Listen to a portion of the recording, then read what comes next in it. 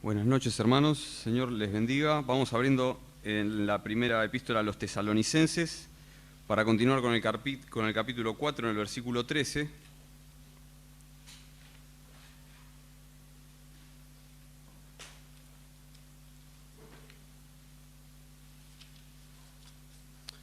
Bien, vamos a tratar de abordar del 4.13 al 5.11, que si bien la epístola es una unidad, parece una división lógica de tema, como el otro día nos decía Andrés.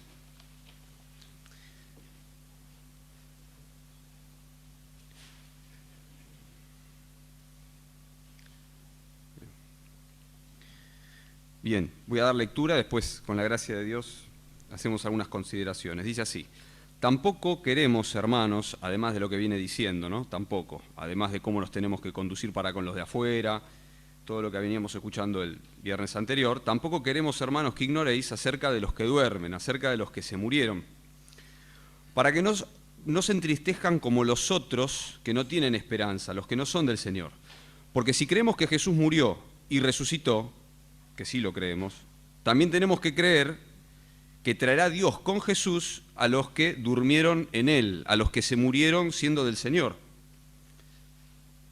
Por lo cual, les decimos esto en palabra del Señor, esto es revelación que Dios le dio a Pablo, que nosotros que vivimos, que habremos quedado hasta la venida del Señor, no precederemos a los que durmieron, no vamos a ir primero que los que se murieron en Cristo. Porque el Señor mismo con voz de mando, con voz de arcángel y con trompeta de Dios, descenderá del cielo y los muertos en Cristo resucitarán primero.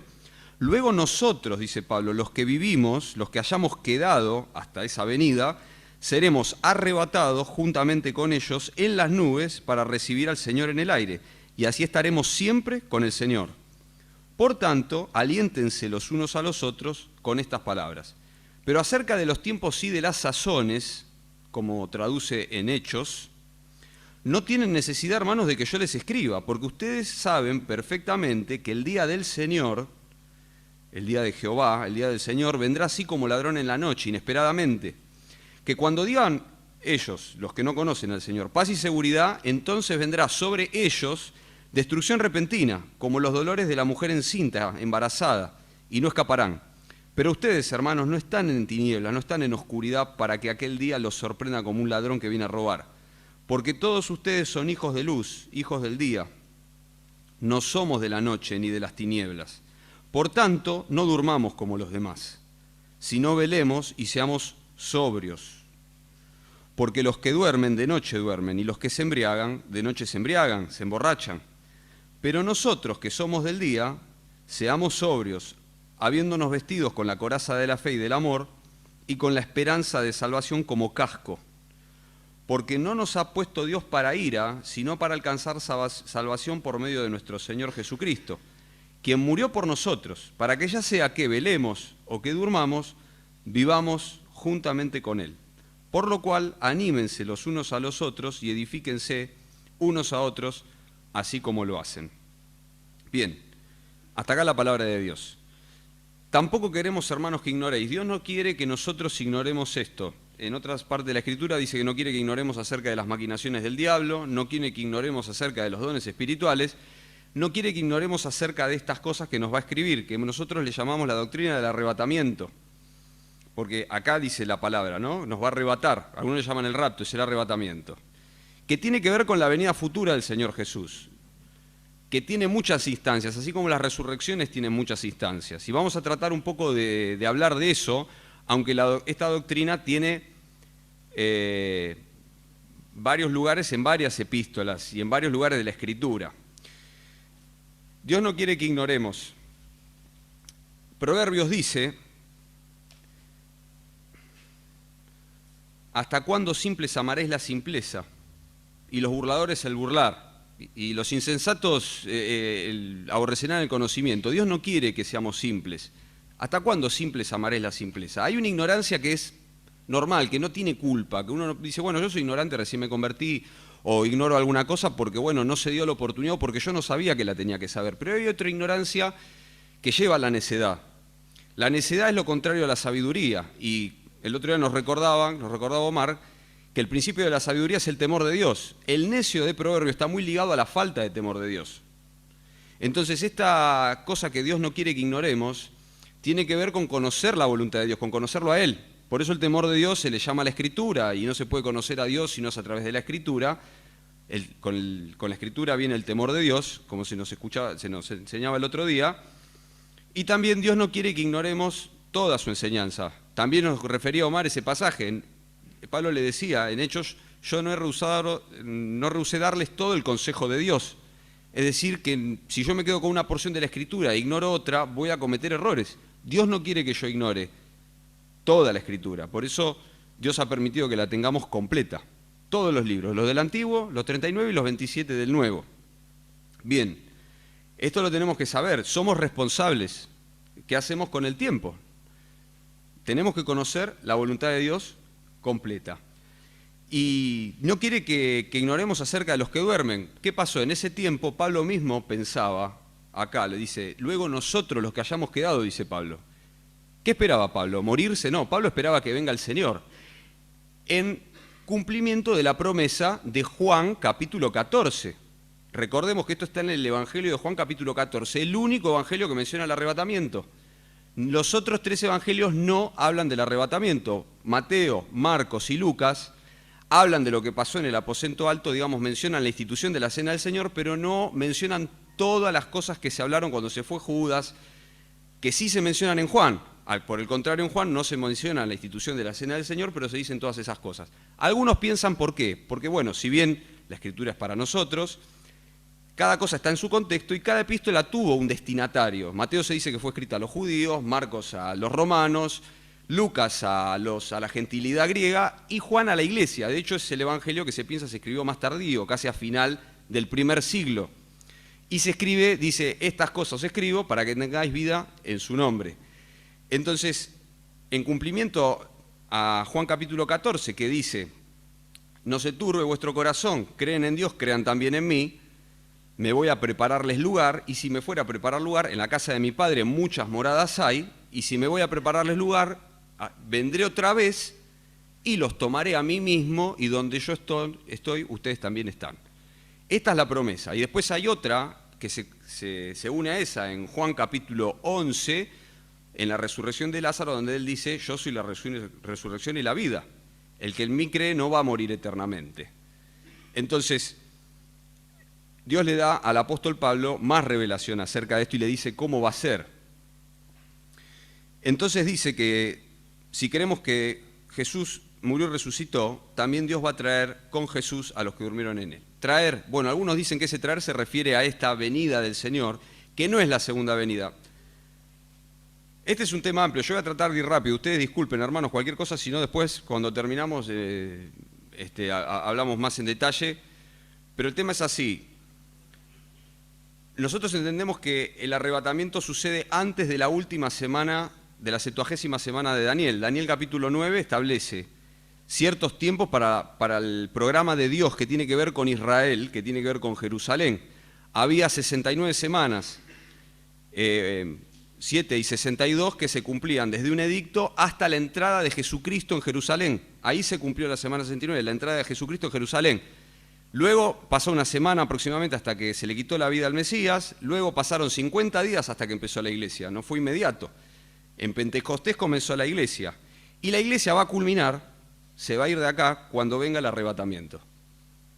Nosotros somos luz y sal, por lo menos esa es nuestra misión, así dijo el Señor Jesucristo. ¿Se imaginan si ya el mundo es lo que es ahora, cuando los únicos que tienen al Espíritu Santo morando a sí mismo y son luz y sal, es decir, la sal se usaba en ese tiempo para que, antes de que haya refrigeración, no hace mucho tiempo, yo no había nacido, pero digamos, en la historia, hace 100 años no había refrigeración y los saladeros de carne eran para que la carne no se pudra. La sal no es para salar la comida, cuando lo dice el Señor Jesús, sino que es para que no se corrompa la tierra. Y la luz es para alumbrar en la oscuridad. Entonces, imaginan que va a ser cómo se va a acelerar el proceso de corrupción, si ya está corrupta la tierra como en los días de Noé, cómo se va a acelerar el proceso cuando el Señor retire a su iglesia, que es la única que tiene el Espíritu Santo. Bueno, en algún punto entendemos nosotros, después de eso, el anticristo va a concertar un pacto, dice, con muchos, va a traer la paz En Medio Oriente, los judíos ya van a tener el tercer templo y van a comenzar de vuelta sus sacrificios, y va a empezar lo que se llama la última semana de Daniel, semana que son 7 años.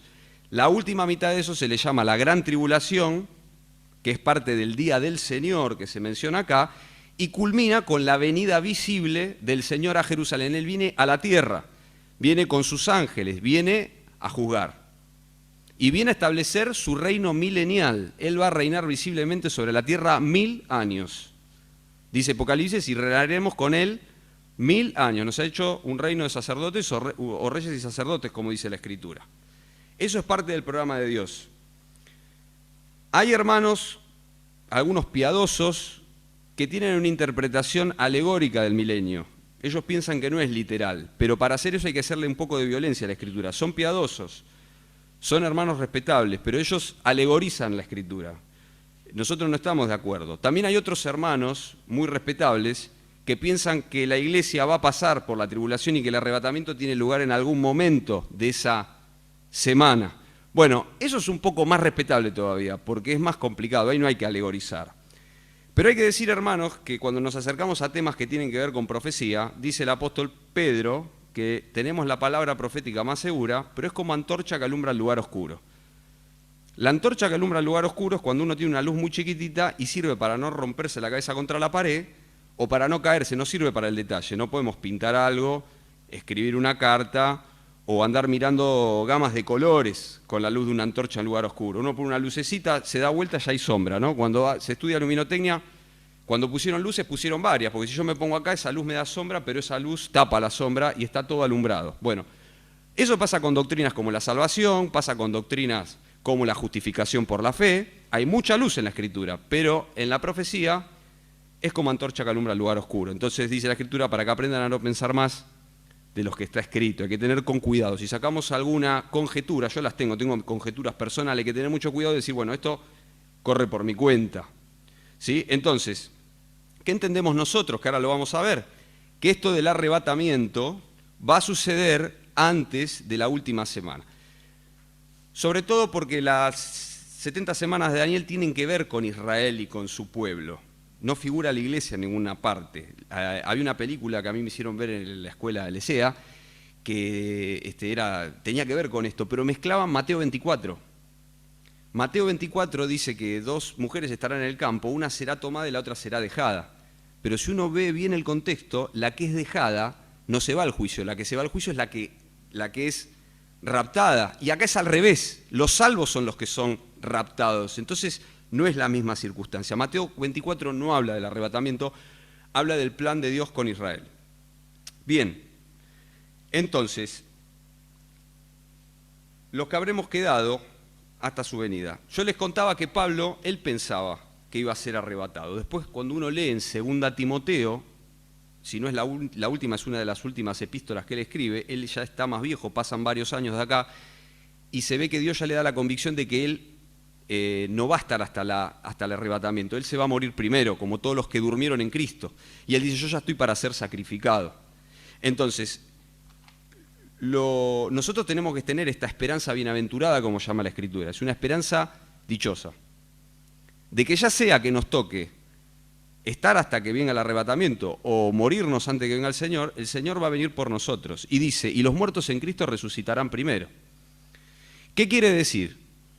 Entendemos que es lo siguiente, hermanos, porque esto también se complementa con 1 Corintios capítulo 15, que a veces solemos leer. En un abrir y en un cerrar de ojos. No va a ser como la segunda venida donde el Señor Jesús va a posar sus pies en el monte de los olivos. Dice, todo ojo le verá, todos van a hacer lamentación por él. Va a haber un tiempo para eso. Acá es en un abrir y un cerrar de ojos. Los que son de Cristo, los que tengan el Espíritu Santo morando en el corazón, no los que vengan a la iglesia solamente, los que estén convertidos. Los que estén convertidos van a ser arrebatados al cielo. Pero antes de eso, en el mismo abrir y cerrar de ojos, el Señor Jesús va a levantar y a resucitar con cuerpo glorificado a todos los que, habiendo sido de Cristo, desde Pentecostés hasta acá, hayan muerto confiando en el Señor. ¿Y cómo los va a resucitar? Con cuerpo semejante al de Él, con un cuerpo glorificado, para ya no morir más. Dice que que este cuerpo de la humillación nuestra no va a estar más, va a ser semejante al cuerpo de la gloria suya, dice la Escritura. un cuerpo glorificado, porque también dice 1 Corintios que la carne y la sangre que tenemos nosotros no puede heredar el reino de Dios. Nosotros no podemos estar delante del Señor. La Escritura dice que nuestra ciudadanía está en los cielos, de donde también esperamos al Salvador. Eso está hablando de esto, esperamos que venga Cristo. ¿Vos qué esperás? Y bueno, yo espero al Señor. Pero te vas a morir antes. Bueno, está bien, si el Señor así lo quiere, igualmente lo espero. Muy bien. Hay otros textos también que complementan esto. Yo estoy tratando de ir, disculpen, lo más abarcativamente posible. Bien. Les había dicho que hay hermanos que piensan que el milenio no es milenio, que es un tiempo medio que, bueno, hay gente que se animó a decir que el Señor ya vino y no lo vemos. Nosotros entendemos que si el Señor profetizó que venía literal, que iba a entrar en un burrito literal a Jerusalén, que iba a morir literalmente, que les iba a resucitar al tercer día literalmente, entonces lo demás se tiene que cumplir literal. Es una regla, de las reglas de interpretación de la Escritura, cuando uno las lee, las reglas de interpretación que tenemos, son todas muy lógicas. Entre ellas está no alegorizar, no espiritualizar lo que se dice cuando no hace falta. Es decir, ¿la Biblia contiene figuras de dicción? Sí, por supuesto. El Señor Jesucristo dice, yo soy la puerta. Yo siempre pongo el mismo ejemplo. Yo soy la puerta. Yo no puedo hiperliteralizar y decir el Señor es de madera o de metal y tiene bisagra. No puedo decir eso. Es obvio que ahí sí está haciendo una alegoría espiritual. Pero si dice que va a reinar 1000 años, yo no tengo por qué decir que 1000 años es un montón de tiempo y un montón de esas cosas. Entonces el milenio es literal. Está en un futuro, el Señor Jesús va a venir visiblemente, todo ojo le verá, tampoco se puede espiritualizar eso, mirarán al que traspasaron y va a venir a la tierra a juzgar. No es esto que estamos viendo acá. Bien, ¿qué nos tiene que llevar a hacer esto? Bueno, versículo 18, por tanto aliéntense los unos a los otros con estas palabras. Nosotros nos tenemos que alentar. ¿Por qué? Porque el Señor nos viene a buscar. ¿Por qué? Si hay penas aquí, gloria eterna hay allí. Donde Cristo prepara un lugar para mí. Alabanzas al Cordero, dice el himno. Entonces, la verdad que por la gracia de Dios a veces la pasamos bien acá, por su misericordia. Pero la verdad es que uno dice, bueno, uno se le va poniendo viejo el cuerpo y tiene más achaques y tiene esto, y uno empieza a preguntar por qué. Porque la verdad es que lamentablemente este es el cuerpo de la humillación nuestra. No estuvo pensado así. Lo que nosotros vemos acá, lo creó Dios, pero está desdibujado. Una vez me preguntaban mis hijos, papá, ¿por qué hay enfermedades? ¿Por qué hay parásitos, enfermedades? Mirá, no sé, yo lo que sé que al principio no fue así. Pero de Adán y Eva que pecaron hasta acá, lo que nosotros conocemos es una creación desdibujada. Y el Señor hará nueva todas las cosas. Hará nueva todas las cosas y todo lo ha hecho bien. Y esa es nuestra esperanza, ¿no? A veces las cosas firmes que tenemos, aunque sea una antorcha que alumbra el lugar oscuro, por lo menos a mi curiosidad humana, yo después le pido perdón a Dios, pero a mí me parece poco, ¿no? A mi curiosidad. Pero la verdad es que después tengo que reconocer, en humillación, que si Dios quiso que sepa esto, no es poco, es lo justo. Es lo que Dios quiere que yo sepa. Entonces, tampoco hay nada malo en querer conocer más y en querer entender, pero es lo que necesitamos hasta que Él venga. Y después Él nos dará a conocer las demás cosas. El capítulo 5 dice, pero acerca de los tiempos y de las sazones, ¿se acuerdan en Hechos?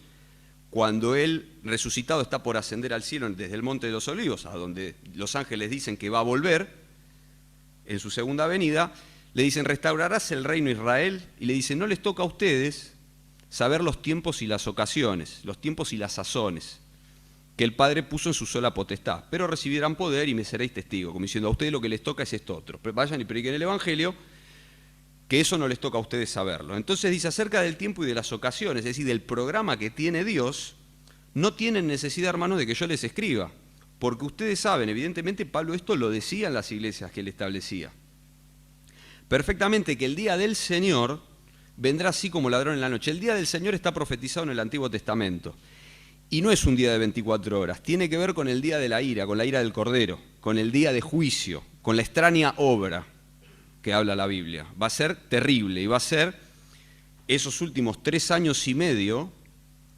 de esos 7 años, y tiene que ver con los juicios de Dios, porque cuando Él venga, está en Mateo, ahí sí está Mateo 24 y 25, juicio a los gentiles, juicio a los judíos, va a haber varios juicios, y los que van a entrar al milenio, entendemos nosotros, van a ser todos convertidos, no va a quedar ninguno. En el momento que comience el milenio acá va a haber gente con carne y sangre como la nuestra, no van a estar resucitados cuando el milenio comience. los que van a haber quedado vivos, no sé, se va a morir dos terceras partes del mundo, bueno, los que queden vivos, el Señor va a juzgar, va a tomar a los que no le creyeron, porque entendemos que cuando la iglesia se vaya, así como el mundo se va a corromper, va a haber 144.000 que van a predicar y mucha gente se va a convertir. Tantos judíos que el pueblo de Dios se va a volver a Él nuevamente, el pueblo de Israel, y muchos gentiles se van a convertir.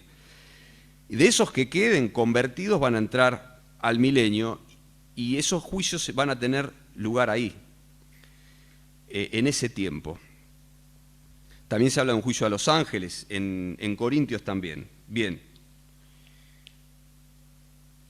Entonces, decíamos que el día del Señor vendrá así como ladrón en la noche, inesperadamente. Que cuando digan paz y seguridad, entonces vendrá sobre ellos destrucción repentina como los dolores de la mujer encinta y no escaparán. Pero ustedes, hermanos, no están en tinieblas para que aquel día los sorprenda como ladrón. Va a ser inesperadamente para con ellos. La gente, aunque la Biblia es ampliamente conocida, no le pasa mayor importancia. Hay mucha gente que cumple profecías, ha cumplido a lo largo de la historia profecías que estaban escritas y pasa desapercibido para las personas que no conocen al Señor. Entonces, para la segunda venida del Señor, para este tiempo de juicio sí hay señales, no como el arrebatamiento. El arrebatamiento puede ser en cualquier momento. El Señor Jesús puede venir hoy, puede venir mañana, porque la Biblia no indica un suceso previo que se tenga que cumplir. Para la segunda venida del Señor sí. Tiene que estar el sacrificio establecido en un templo que no está construido, aunque se está preparando todo. Tiene que haber guerras y rumores de guerra, cosas que ya empezaron a suceder. Está Rusia en guerra, terremotos, ya empezaron. Bueno, se va preparando, no sabemos cuánto tiempo. Querer poner una fecha es un error, porque la Biblia dice que ni el Hijo lo sabe, el Padre solamente lo sabe. Los que quieren poner una fecha cometen un error. Entonces, para la gente que no conocen al Señor va a venir como ladrón en la noche, pero nosotros no estamos en tinieblas para que nos sorprenda como ladrón, dice. Versículo 5, porque todos ustedes son hijos de luz e hijos del día, no somos de la noche ni de las tinieblas. Por tanto, ya que Dios ha hecho esto en nosotros, no durmamos como los demás, sino velemos y seamos sobrios. Entonces acá el apóstol está haciendo como una alegoría entre los hijos de la noche y los hijos del día. Me acuerdo del apóstol Juan en la primera carta que decía, andad en luz. Jorge hablaba de esto cuando decía, cuando yo ando de noche, lo que hago es porque no quiero que me vean. Cuando uno anda de día, anda como de día, anden como de día, dice la Escritura, dice el apóstol Pablo en otra epístola, es no teniendo nada que esconder.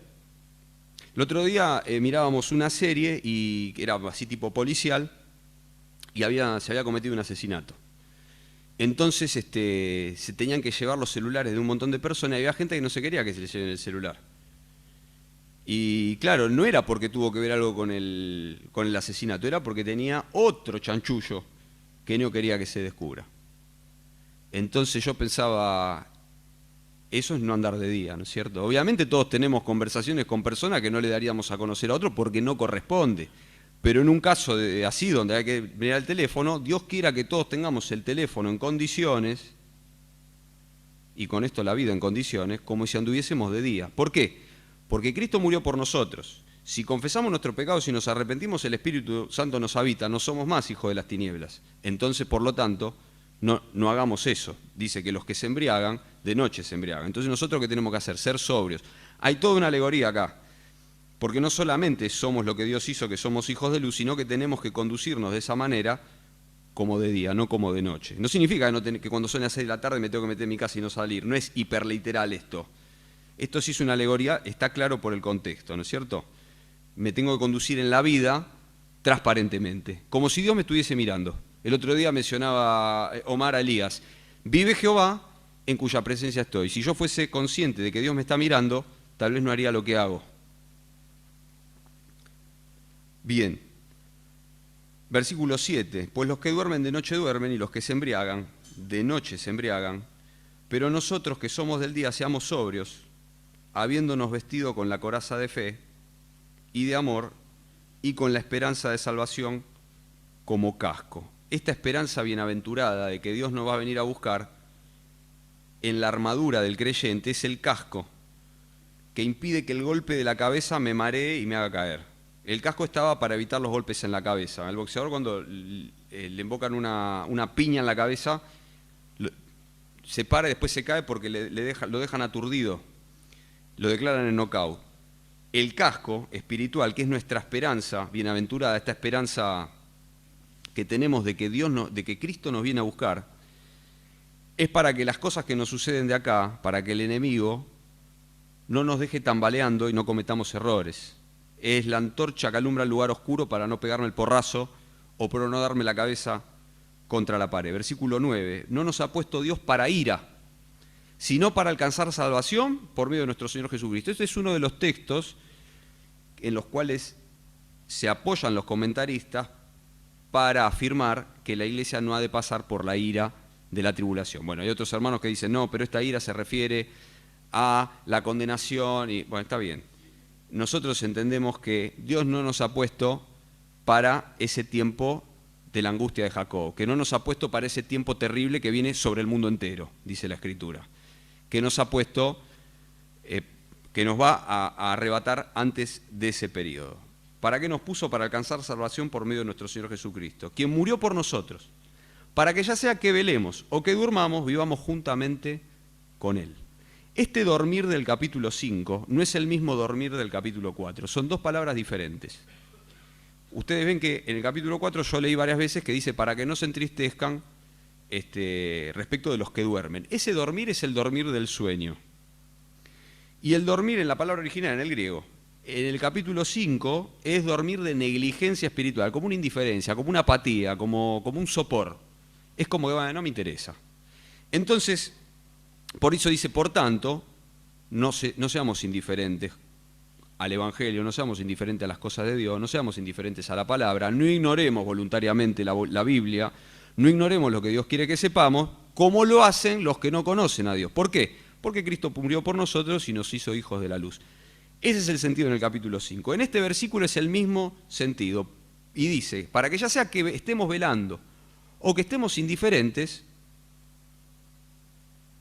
vivamos juntamente con Él. Y dice, ¿cómo? Sí, porque la salvación es de Jehová y no depende de si estamos firmes o no estamos firmes. Si somos hijos de Dios y nos arrepentimos de nuestros pecados, aunque tenga un tiempo de flaqueza, si soy del Señor, el Señor me lleva igual. La salvación no depende de si yo me conduzco diligentemente en las cosas espirituales o si soy apático y no me importa.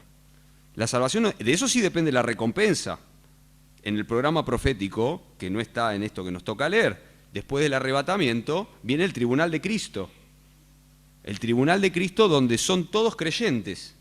Y el Señor dice que va a dar corona a las obras que hayamos hecho. Se usa la alegoría de que si hemos edificado con oro, con piedras preciosas, o si hemos edificado con heno, hojarasca, cosas que se va a probar por fuego. Los metales preciosos se prueban por fuego para ver la pureza. Y él dice que si hemos hecho, la Escritura habla de que si hemos hecho algo por vanagloria, si hemos hecho algo por contienda, si hemos servido a Dios en la carne, si lo hemos hecho para que nos miren, si hemos orado en público para que me miren, si he hablado acá para que digan qué bien que habla, si yo tuve esas intenciones de corazón, en el tribunal de Cristo se van a quemar y no voy a tener ninguna corona. Pero la salvación es de Jehová y no se pierde. Por eso dice, ya sea que velemos, es decir, que estemos realmente como Dios espera que estemos, o que durmamos, vivamos juntamente con Él. Hay otros que interpretan diferente este texto, pero le dan el sentido a dormir como el que tiene el capítulo 4. Disculpen, hermano, que sea medio técnica la cosa hoy, pero bueno, va así la porción. Dice el versículo 11, por lo cual, anímense. Esta palabra también significa confórtense, háganse más fuertes los unos a los otros. La palabra es lo que usa del Espíritu Santo como consolador. Consuélense, confórtense, anímense los unos a los otros y edifíquense los unos a los otros, así como lo hacen. Entonces, Dios no quiere que ignoremos la Escritura. Dios no quiere que ignoremos acerca de lo que va a pasar. Dios no quiere que ignoremos acerca de las maquinaciones del diablo ni de los dones, y no quiere que seamos simples. No quiere que amemos la simpleza, no quiere que seamos apáticos con las cosas de Él, quiere que velemos, que seamos sobrios, que vivamos como de día, y quiere que nos animemos los unos a los otros con esta esperanza bienaventurada. Cristo viene, Así se saludaban en la antigüedad, Maranata, Cristo viene, se saludaban nos dejan saber por la Escritura, es una palabra transliterada del arameo, creo, Maranata, el Señor viene. Y nosotros nos tenemos que animar mutuamente, cuando pasa todo esto. El otro día escuchaba una persona que decía, ahí mirá cómo está el país, mirá lo que hay acá, me voy a ir a otro. Cuando uno analiza, por más que en otro lugar estén bien, uno ve que el mundo va hacia un mismo lugar como un embudo todos juntos.